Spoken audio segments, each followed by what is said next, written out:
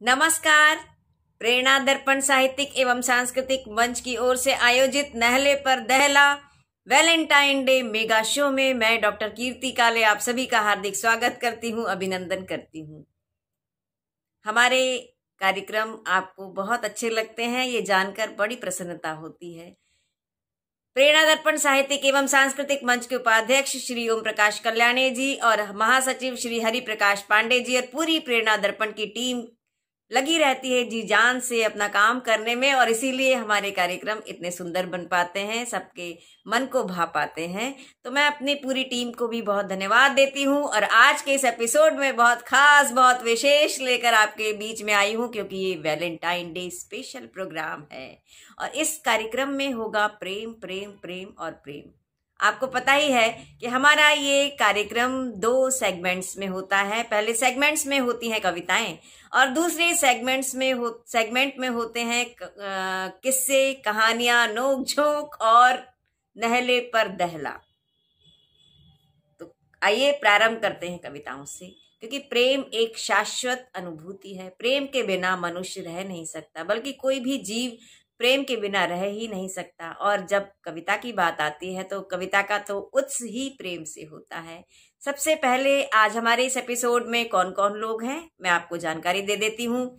Sydney Australia से हमारे बीच में है डॉक्टर भावना कुंवर जी और श्री प्रगीत कुंवर जी, डॉक्टर स्वदेश सिंह चरोरा जी और श्री कमांडो समोद सिंह चरोरा जी हैं फरीदाबाद से, और नोएडा से हमारे बीच में है श्रीमती सूक्ष्मलता महाजन जी और श्री राजेंद्र महाजन जी।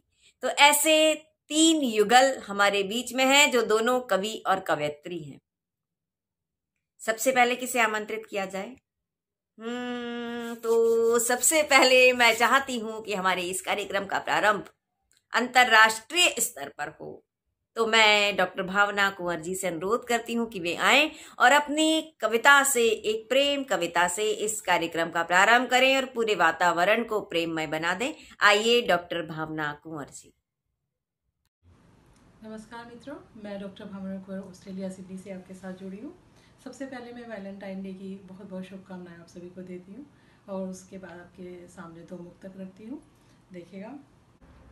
चले आओ मेरे हमदम, मेरी धड़कन बुलाती है।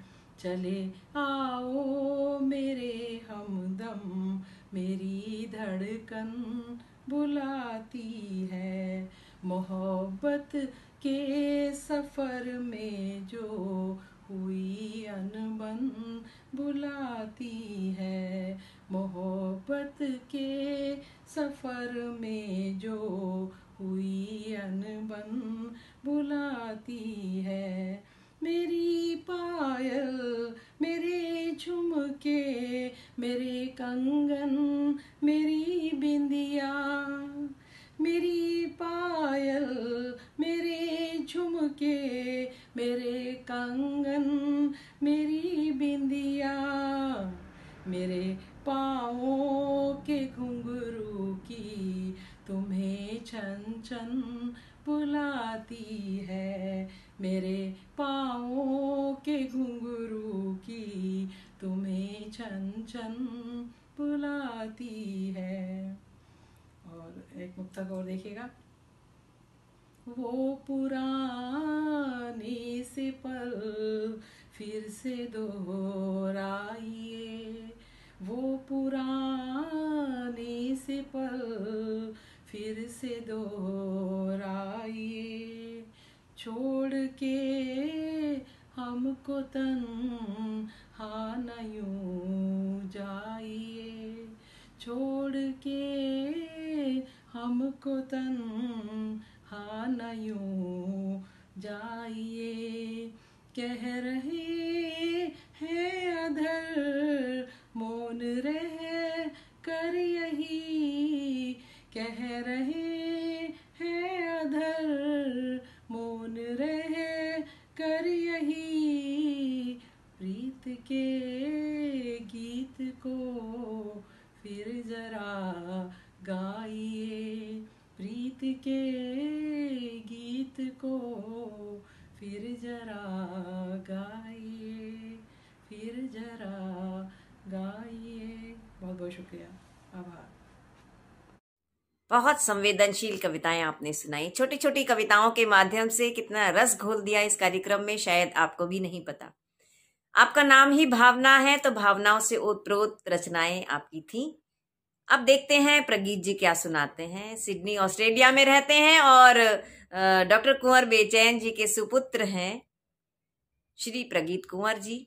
मैं आमंत्रित करती हूँ बड़े एहतराम के साथ, बड़े सम्मान के साथ, बड़े स्नेह के साथ प्रगीत कुंवर जी को कि वे आए और एक प्रेम कविता हमारे इस एपिसोड को सुनाएं, हमारे दर्शकों को सुनाएं और पूरे वातावरण को रसमय बना दें। श्री प्रगीत कुंवर जी। नमस्कार, मैं प्रगीत कुंवर सिडनी ऑस्ट्रेलिया से आप सबके बीच में हूँ। आप सभी को वैलेंटाइन डे की बहुत बहुत शुभकामनाएं और आदरणीय कीर्ति काले जी के आदेश पर आपके सामने कुछ अपनी रचनाएं रखता हूँ। देखिएगा। बादल से आकाश पर लिख कर तेरा नाम, केवल तू ही पढ़ सके भेजा वो पैगाम। और कुछ एक गजल के कुछ शेर रखता हूँ। हमारे दिल के ये धागे तुम्ही से उलझे हैं, हमारे दिल के ये धागे तुम्ही से उलझे हैं, कि जैसे सांस के सुर जिंदगी से उलझे हैं, हमारे दिल के ये धागे तुम्ही से उलझे हैं। जरा जो झांक के देखा है उसने घूंघट से, जरा जो झांक के देखा है उसने घूंघट से, तभी से बाग के भंवरे कली से उलझे हैं, तभी से बाग के भंवरे कली से उलझे हैं, हमारे दिल के ये धागे तुम्ही से उलझे हैं। और एक और गजल के 2-3 शेर आपके सामने रखता हूं। तेरे आने से ही दिल की तीरगी रोशन हुई, तेरे आने से ही दिल की तीरगी रोशन हुई, दिल के कमरे में हमारे आशिकी रोशन हुई, तेरे आने से ही दिल की। और शेर देखिएगा। यूं तो कितनी बार खुद को खो चुके थे बेवजह, यूं तो कितनी बार खुद को खो चुके थे बेवजह, खुद को खोकर तुझको पाया जिंदगी रोशन हुई, तेरे आने से ही दिल की तीरगी रोशन हुई, दिल के कमरे में हमारे आशिकी रोशन हुई, दिल के कमरे में हमारे। बहुत बहुत धन्यवाद। एक बार और आपको वैलेंटाइन डे की बहुत बहुत शुभकामनाएं। बहुत सुंदर प्रगीत जी, आपको सुनती हूँ तो हमेशा कानों में गूंजती रहती है आपकी आवाज, आपका स्वर और आपके शब्द। आज भी जिस तरह से आपने सुनाया है मुझे लगता है कि दोनों में से तय कर पाना सभी लोगों को बहुत कठिन होगा कि भावना जी और प्रगीत जी में से कौन नहला है और कौन दहला है। इस पूरे एपिसोड तक आप सोचते रहेंगे कि पति पत्नी हमारे साथ में जो आ रहे हैं वो नहला कौन है, दहला कौन है। बहुत मुश्किल रहेगा श्रोताओं आपको ये तय कर पाना। आप सोचते रहिए, तब तक मैं आमंत्रित करती हूँ, हमारे बीच में फरीदाबाद से उपस्थित हुई हैं डॉक्टर श्रीमती स्वदेश चरोरा जी और उनके पति कमांडो समोद सिंह चरोरा जी। लेकिन लेडीज फर्स्ट है तो मैं सबसे पहले स्वदेश जी को आमंत्रित करती हूँ कि वे आए और अपनी रचना यहाँ पर प्रस्तुत करें। नहले पर दहला कार्यक्रम वैलेंटाइन डे स्पेशल शो में आप लोग भी मेरे साथ में तालियों के साथ स्वागत कीजिएगा श्रीमती स्वदेश सिंह चरोरा का। नमस्कार मित्रों, मैं डॉक्टर स्वदेश सिंह चरोरा आपके समक्ष श्रृंगार की एक गज़ल पेश करती हूँ। सब्र का इम्तिहान हो जाए, बेगुनाही बयान हो जाए, कोई शिकवा नहीं रहेगा हमें, मंजिलों तक उड़ान हो जाए, सब्र का इम्तिहान हो जाए। और शेर देखिए, बात कैसे करें नजर दिल से, बात कैसे करें नजर दिल से, इश्क जब बेजुबान हो जाए, सब्र का इम्तिहान हो जाए। रात भर सोचती रही यूं ही, रात भर सोचती रही यूं ही, ये जमी आसमान हो जाए, सब्र का इम्तिहान हो जाए। और अगला शेर देखिए, लब पे मेरे हों सूर के पद ही, लब पे मेरे हों सूर के पद ही, दिल में गीता कुरान हो जाए, सब्र का इम्तिहान हो जाए। तू भी बागों की परवरिश करना, तू भी बागों की परवरिश करना, अगर कभी बागबान हो जाए, सब्र का इम्तिहान हो जाए। वो हमारे करीब आ जाएं, वो हमारे करीब आ जाएं, और ये मौसम जवान हो जाए, सब्र का इम्तिहान हो जाए। जान देंगे स्वदेश की खातिर, जान देंगे स्वदेश की खातिर, खुद पे इतना गुमान हो जाए, सब्र का इम्तिहान हो जाए। धन्यवाद। बहुत अच्छा स्वदेश जी, क्या गजब का सुनाया आपने। छोटे से गांव में रहने के बाद, बुलंदशहर के बहुत छोटे से गांव में पलने बढ़ने के बाद आजकल आप फरीदाबाद में रहती हैं।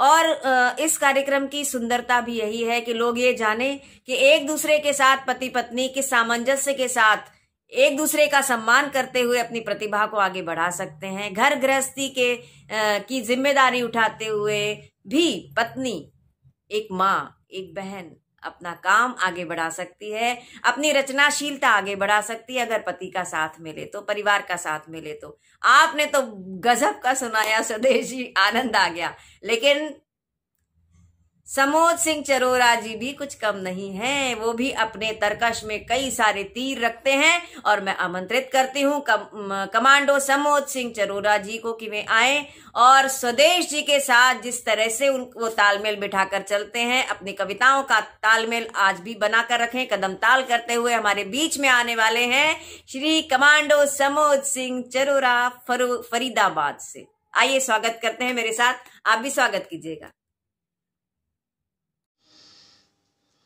मैं कमांडो समोद सिंह चरोरा बुलंदशहर उत्तर प्रदेश से एक दो मुक्तक और एक श्रृंगार का गीत आपके सामने रखता हूँ, सुनिएगा।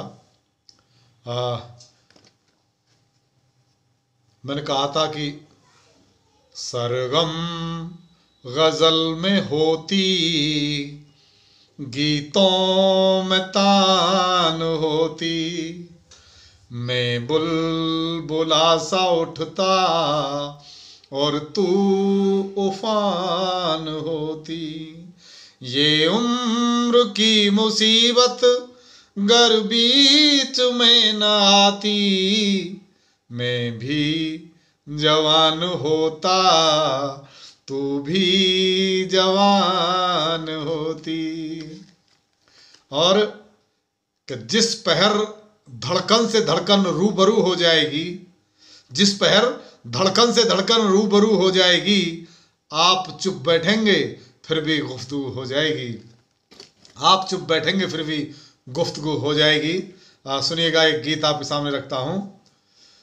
इन लबों पर सदा ख्वाहिशों के सिवा तेरी बातों के मंजर महकते रहे, बन के शोला तेरी याद में हम सदा दामिनी की तरह से दमकते रहे, तेरी बातों के मंजर महकते रहे। और बंद सुने कि फूल फिर से चमन में खिलेगा कोई, मेरे जीवन को तुम आके महकाओगे, बस इसी आस में काट दी जिंदगी, आओगे आओगे आओगे आओगे। एक हमी आग बनकर सुलगते रहे और उधर चांद तारे चमकते रहे, तेरी बातों के मंजर महकते रहे, इन लबों पर सदा ख्वाहिशों के सिवा।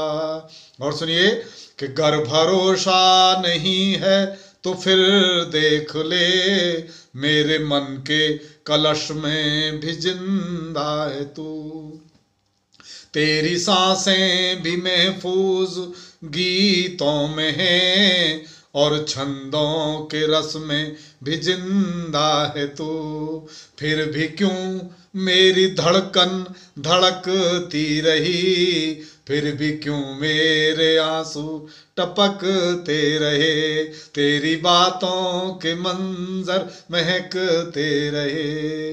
बहुत बहुत धन्यवाद। जय हिंद।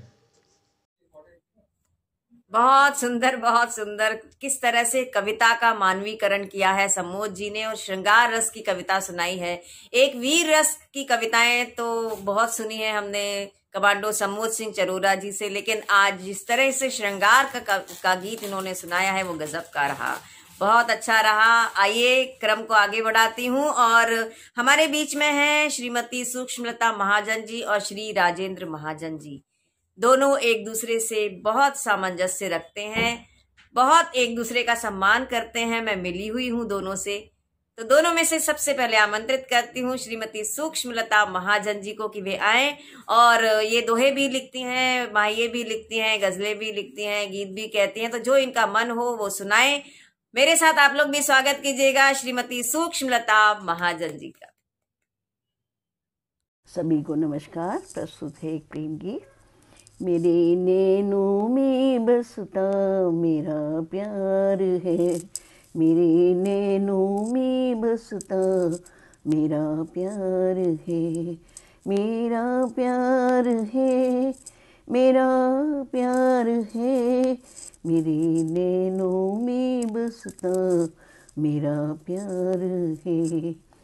मनमौजी है वो दिखे हर तरफ, मनमौजी है वो दिखे हर तरफ, देखता ही रहे अनवरत हर पहर, साया वो मेरा मेरा संसार है, मेरे नैनों में बसता मेरा प्यार है, मेरे नैनों में बसता मेरा प्यार है, दिल लगता नहीं उसे देखे बिना, दिल लगता नहीं उसे देखे बिना, अनमना सा लगे मेरा श्रृंगार है, ढूंढूं मैं उसे हर गली हर डगर, ढूंढूं मैं उसे हर गली हर... बहुत सुंदर, कितना अच्छा। देखो, नैनों में प्यार भरकर सूक्ष्मलता महाजन जी हमारे बीच में थी और राजेंद्र महाजन जी के लिए कितना उनका प्रेम आंखों के रास्ते से बह रहा था। इनकी आंखों की चमक बता रही थी कि ये कितना प्रेममय इनका जीवन है। लेकिन राजेंद्र महाजन जी थोड़े गंभीर व्यक्ति हैं और गंभीरता होना अच्छी बात है जीवन में। मैं आमंत्रित करती हूँ श्री राजेंद्र महाजन जी को कि वे अपनी रचना यहाँ पर प्रस्तुत करें और बड़े सम्मान के साथ मैं आमंत्रित करती हूँ, क्योंकि ये बहुत मितभाषी व्यक्ति हैं।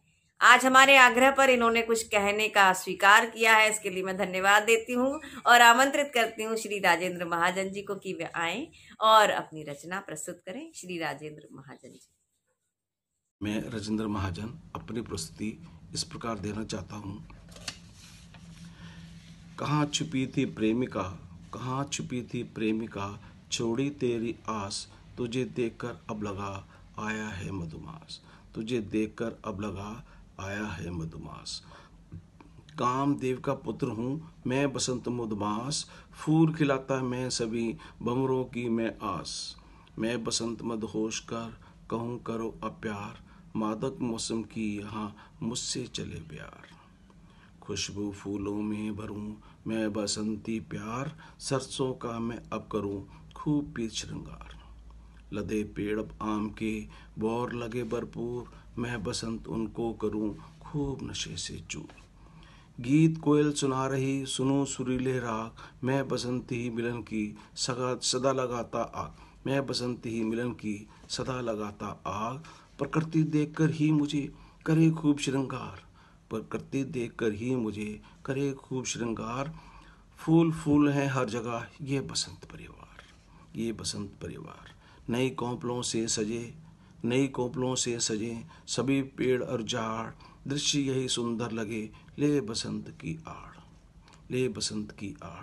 काम उम्र का है नहीं, काम उम्र का है नहीं, आता जब मधुमास, सजी दरा को देखकर हो मन में उल्लास, सजी दरा को देखकर हो मन में उल्लास। जगह जैसे कि आदेश है, मैं राजेंद्र महाजन अपनी एक प्रस्तुति इस प्रकार देना चाहता हूँ।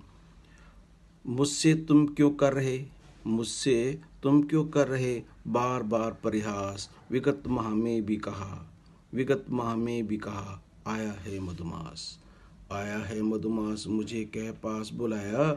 आई सब कुछ छोड़ तुम्हें था गीत सुनाया, आई सब कुछ छोड़ तुम्हें था गीत सुनाया। मानी तब हर बात सुनी जो मैंने तुझसे, मानी तब हर बात सुनी जो मैंने तुझसे, क्यों कहते मधुमास साल में 12 मुझसे। Thank you.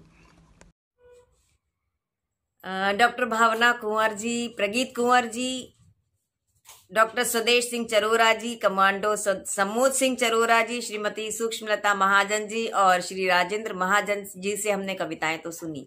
अब प्रारंभ होता है हमारा नहले पर दहला कार्यक्रम का सेकंड सेगमेंट, जिसमें होंगी कुछ बातें, कुछ किस्से, कुछ चटपटी और अटपटी सी रोचक सी जानकारियां एक दूसरे के बारे में। वैलेंटाइन डे स्पेशल है, प्रेम स्पेशल है, प्यार तो यहाँ पर है ही, लेकिन एक दूसरे के साथ में रहकर कुछ न कुछ बातें अच्छी भी लगती हैं, कुछ बातें बुरी भी लगती हैं, बल्कि कुछ क्या बहुत सारी बातें अच्छी लगती हैं और बहुत सारी बातें बुरी लगती हैं जो एक दूसरे से हम कह भी नहीं पाते। तो आज नहले पर दहला कार्यक्रम में अपना दिल खोल कर अच्छी बात और एक बुरी बात आपके सामने रखेंगे हमारे रचनाकार। आप तैयार रहिएगा और इन्हीं अच्छी और इन्हीं खराब लगने वाली बातों को स्वीकार करने से प्रेम बढ़ता है। तो एक के बाद एक हमारे रचनाकार आपके सामने आएंगे और बताएंगे कि अपने पति की या अपने पत्नी की कौन सी बात उन्हें सबसे अच्छी लगती है और कौन सी बात उन्हें सबसे बुरी लगती है। तो सुनते हैं उनके मुंह से उनके मन की बात। जहाँ तक प्रगीत की अच्छाई की बात आती है तो उनमें बहुत सारी अच्छाइयाँ हैं जिनको गिनाना मुश्किल है, लेकिन एक बहुत बड़ी अच्छाई है जो सब अप्रिशिएट करते हैं कि जब सामने वाला कोई बात कर रहा होता है वो उसकी बात से सहमत ना होते हुए भी उसको अपनी सहमति दे देते हैं, जबकि वो जानते हैं हो सकता है सामने वाला गलत भी होता है, लेकिन उस टाइम वो उसको गलत नहीं कहते हैं क्योंकि उनका ये रहता है कि उनका दिल ना दुखे, उनका दिल रखने के लिए वो उस बात में अपनी सहमति दे देते हैं। जबकि वो बाद में मुझे इस बात को बताते हैं, मैं खुद भी कहते हैं कि वो हाँ गलत था, लेकिन मैंने कहा तो फिर आपको बोलना चाहिए था कि वो गलत था, ऐसे नहीं। तो कहते हैं नहीं मैं किसी का दिल नहीं दुखाना चाहता। तो ये इनकी मुझे बहुत बड़ी अच्छाई लगती है।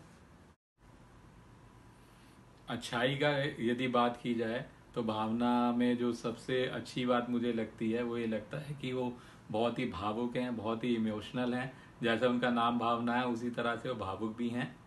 और जैसे कि केवल जो अपने साथ घटता है उसी से ही नहीं वो प्रभावित होते, बल्कि कहीं भी दुनिया में हो रहा हो, यदि कोई समाचारों में उन्होंने कुछ पढ़ लिया कि वहाँ ये दिक्कतें आ रही हैं, कुछ हो रहा है, तो वो भी उनके दिल में इतना अंदर तक चली जाती हैं वो खबरें और समाचार कि वो अपने आप से उसे जोड़ लेती हैं और बहुत ही भावुकता से परेशान हो जाती हैं, कह रहे मैं क्या कर सकती हूँ, कैसे कर सकती हूँ। तो ये उनकी बहुत बड़ी खासियत मुझे लगती है। मित्रों, मैं डॉक्टर स्वदेश सिंह चरोरा और पतिदेव कमांडो समोद सिंह, उनकी सबसे अच्छी आदत मुझे ये लगती है कि उन्होंने मुझे विवाह के पश्चात भी पुनः बार बार पढ़ाने के लिए प्रेरित किया और डांट डांट कर पढ़ाया, जिससे मेरे जीवन में शिक्षण के क्षेत्र में 2 डिग्रियां और बढ़ गईं। शुक्रिया।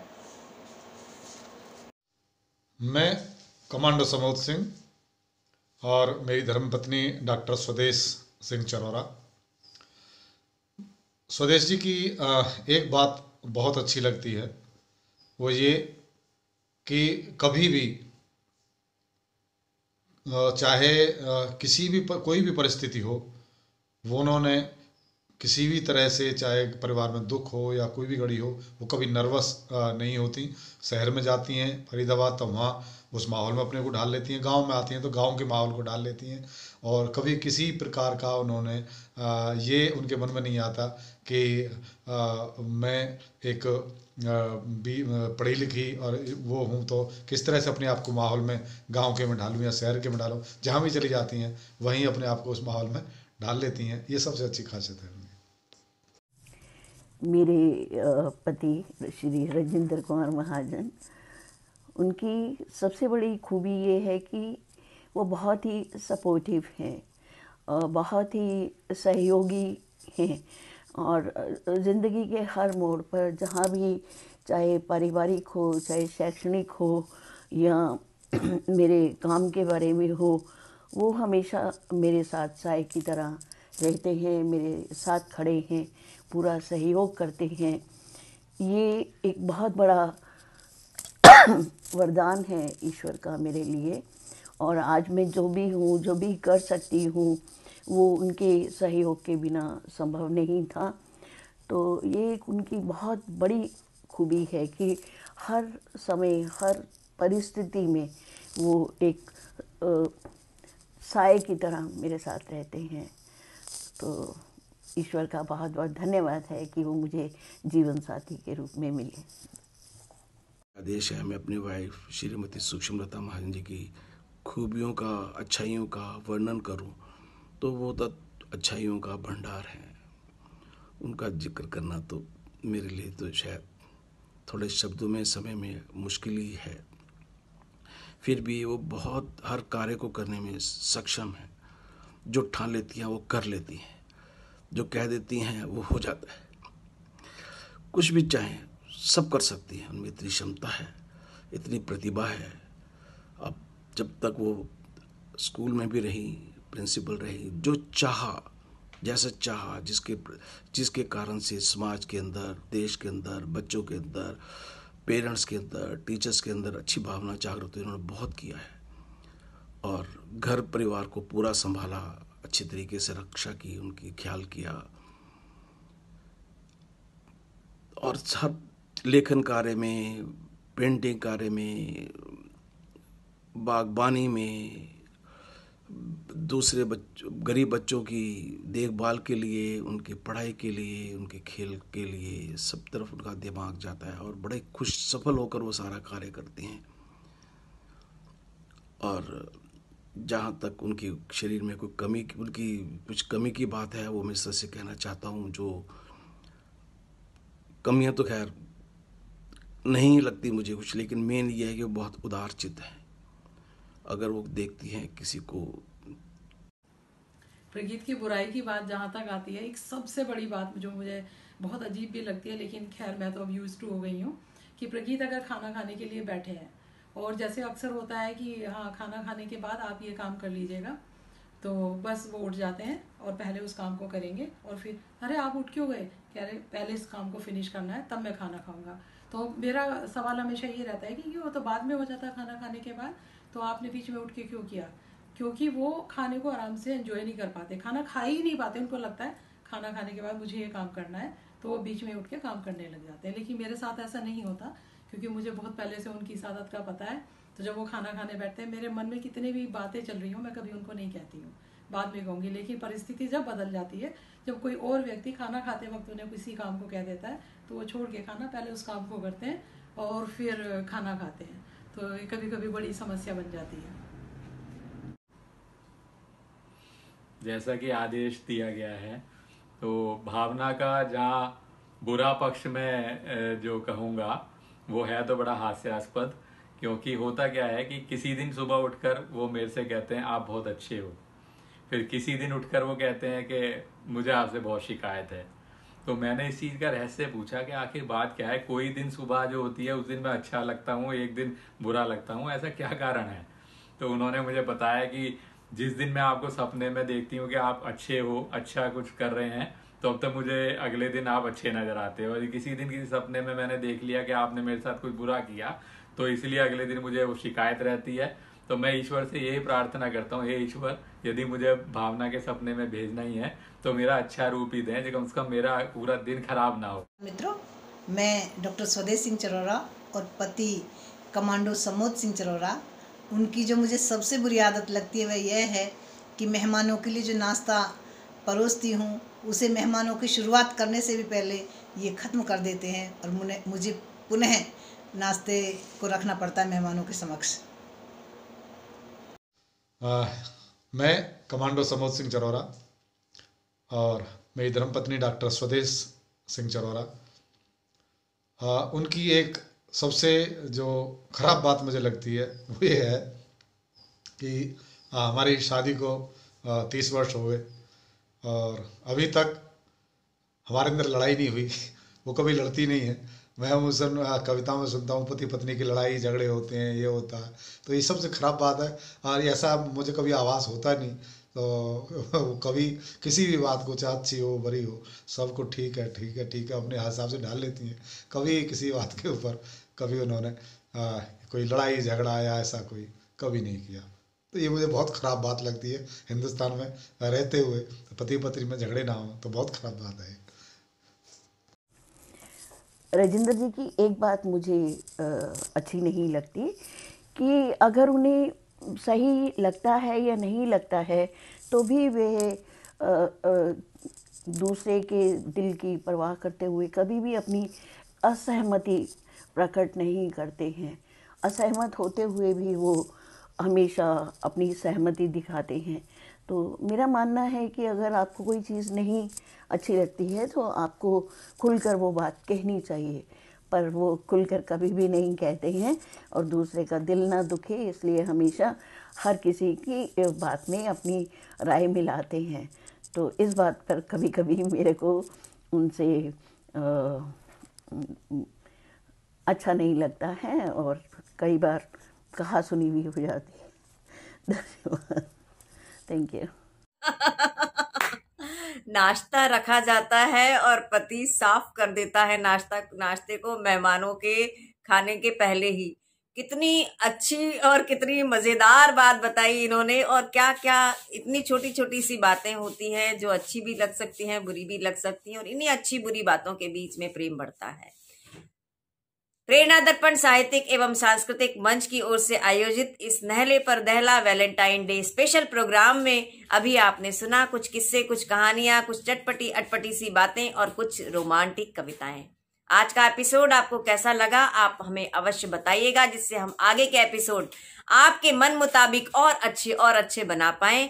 आज हमारे इस अंक में शामिल थे डॉक्टर भावना कुंवर, श्री प्रगीत कुंवर जी, डॉक्टर स्वदेश सिंह चरोरा जी, कमांडो समोद सिंह चरोरा जी, और श्रीमती सूक्ष्मलता महाजन जी और राजेंद्र महाजन जी। प्रेरणा दर्पण की पूरी टीम कार्यक्रम को बनाने में लगी रहती है। हमारे मंच के उपाध्यक्ष श्री ओम प्रकाश कल्याणे जी, महासचिव श्री हरि प्रकाश पांडे जी और सारे सदस्य बहुत मेहनत करते हैं, तभी अच्छे कार्यक्रम आपके बीच में आ पाते हैं। अब विदा लेने का समय है, मन तो नहीं करता, आप लोगों के साथ बातें करने का मन करता है, कविताएं सुनने का मन करता है, लेकिन घड़ी की सुइयां आगे बढ़ती चली जाती हैं और वो बार बार इशारा करती चली जाती है कि कीर्ति अब नहीं, अब नहीं, अब नहीं। इसलिए मैं आपसे आज के लिए आज्ञा चाहती हूँ। कल दोबारा से उपस्थित रहूंगी किसी नए एपिसोड को लेकर, कुछ अलग कवियों के साथ, कुछ अलग किस्सों के साथ, कुछ अलग बातों के साथ। तब तक के लिए विदा चाहती हूँ। नमस्कार।